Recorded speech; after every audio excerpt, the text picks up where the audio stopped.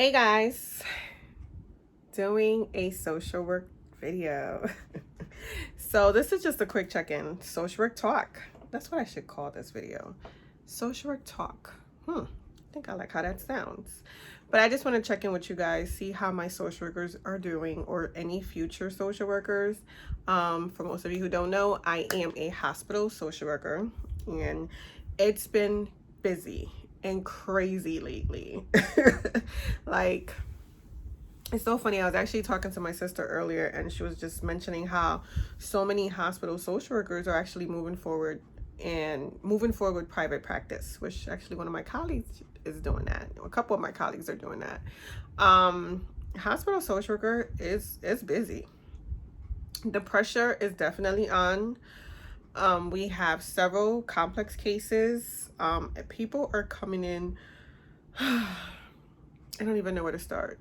If it's not substance abuse, if it's not mental health, and homelessness, those are the top three.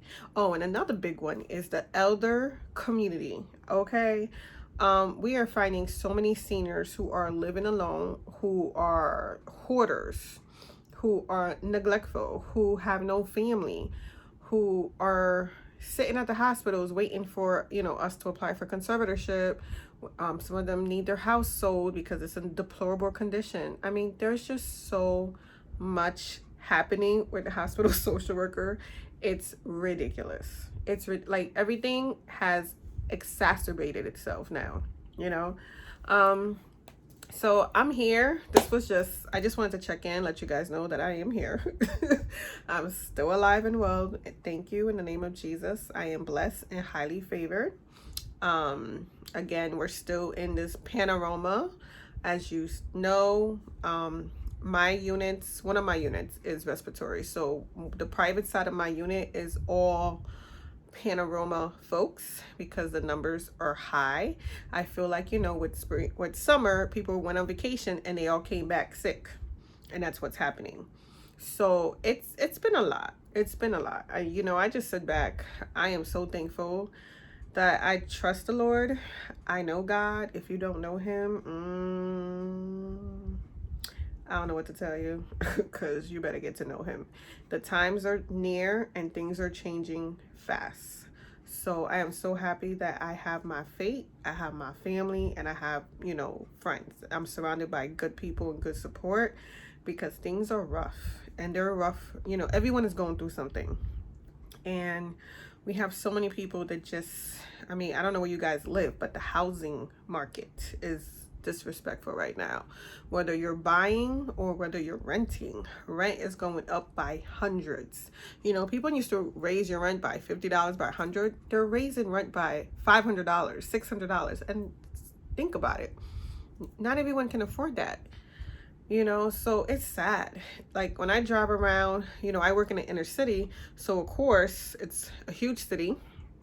When I drive around, especially closer to the hospital or certain areas, there's homeless people everywhere. Prior to that, you'll see one or two, but after the panorama, still during the panorama, people are getting evicted left and right. Some people don't want to work. I'm still trying to understand how they survive, because I work 40 hours, my husband works 40 hours, and we sometimes pick up overtime because everywhere short staff. The hospitals are so short staffed that overtime is just, girl, let me tell you. That's another thing too. If you are a hospital social worker or if you are a nurse, this is the field to make your money.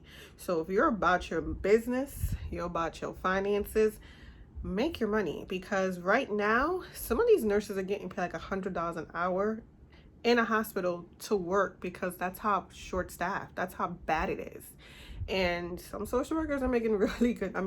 Hospital social worker, we always made good money compared to other departments, but right now with so much overtime and them double paying financially, it's good for hospital staff because it's a great time to stock up, right? And so with that being said, hours are available. I think in the month of July I worked 3 Saturdays in a row. I did 6 days straight. you know, I did it because who doesn't need extra money? I don't know who don't. Plus, we were going on vacation in August. So, you know, extra money, we all need it. Things are expensive. Gas went up, now it's better. Food prices are high. Like you're walking out with one bag of groceries and you're listening to $50, $60. So think about your patients, think about your clients. They are hurting. If us middle working class people that they call us, even though they tax the heck out of us, are going through it, imagine someone who is a lower class, right? Because I read an article the other day that mentioned that the upper middle class are not purchasing certain brands that they would have never purchased prior. So it's taken away from the lower class who would purchase that brand because it was more affordable for them. So think about it. But yeah, people are really hurting. They're all coming to the hospital. We had a formula shortage. People were coming to the hospital looking for formula. So it's a lot. So we're definitely busy.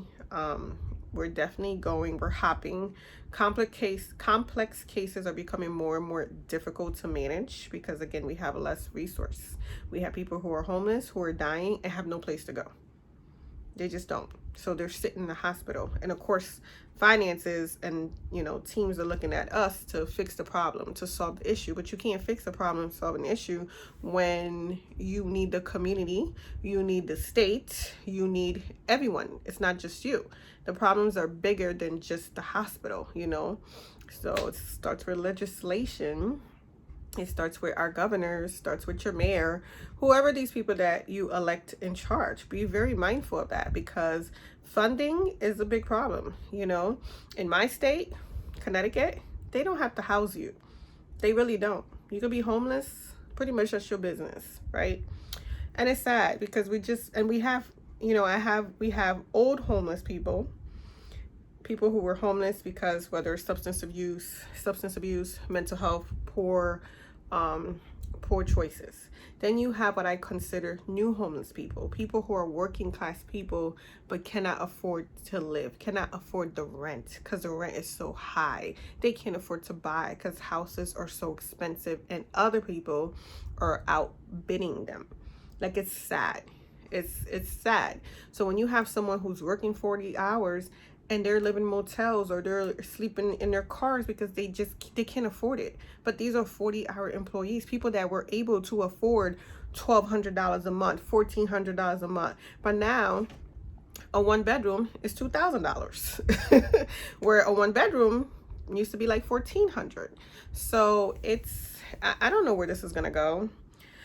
Again, I'm just so happy that I have my family, I have my faith. My faith is number one thing because let me tell you, if it wasn't for my faith, I probably would have lost my mind. And I learned one thing you need to learn as a social worker: you gotta let it go. You come to work, you do your job, you do a good job at it, and then you close that, you end it right there. Don't take it home. Don't be sad about it because we can't. You cannot change people's lives. You know, we're here to encourage, to empower, to uplift, to provide resources, to network, to help them and support them as best as we can with the tools that we have. So you cannot take it hard when it's out of our hand. We can't do anything about it. So I am so thankful that, you know, I have my faith because I turn to that daily. You know, that's my number one support. That is what encouraged me to get up and go to work every day because like I said, work has not, it's just, you come to the hospital, people are sick, people are dying, people have no place to go, they have no place to live, they can't afford this, they can't afford that, they can't. So I am blessed and happy that I am a sound mind, I am an able body. You know, the Lord, I always pray for health and strength so I can get up and go to work to be able to provide for my family. Because, you know, we all have responsibilities. And take care of yourself, you know, self-care. You know, my happy place is actually YouTube.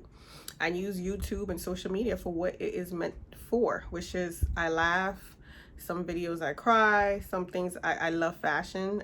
That's my escape route. So, you know, things that I love to do, hang out with my family, do things with my family. And then I also like to go on Instagram, look at different fashion, create outfits in my closet, you know, what I'm gonna wear to work this whole week. I have a coloring app. I like to journal.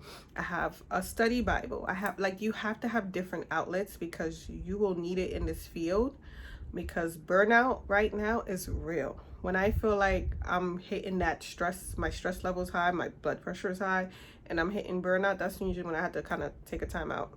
If I need a glass of wine, have a glass of wine, take a nice bath, and then I do my coloring app.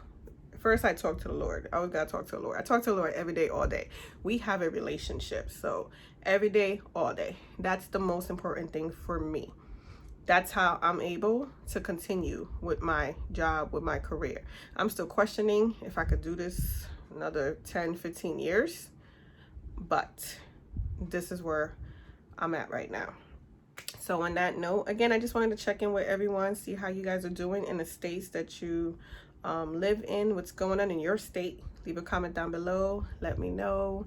And again, this field it's not easy, but you can do it. You certainly can do it.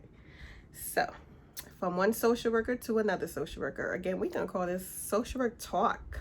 Maybe I'll start doing these, you know, it might help me and help you. But if you guys have any questions, leave them down below. Any comments, anything you want to know, I am open. Again, thank you for tuning in, and I'll see you in our next social work talk video. Bye now.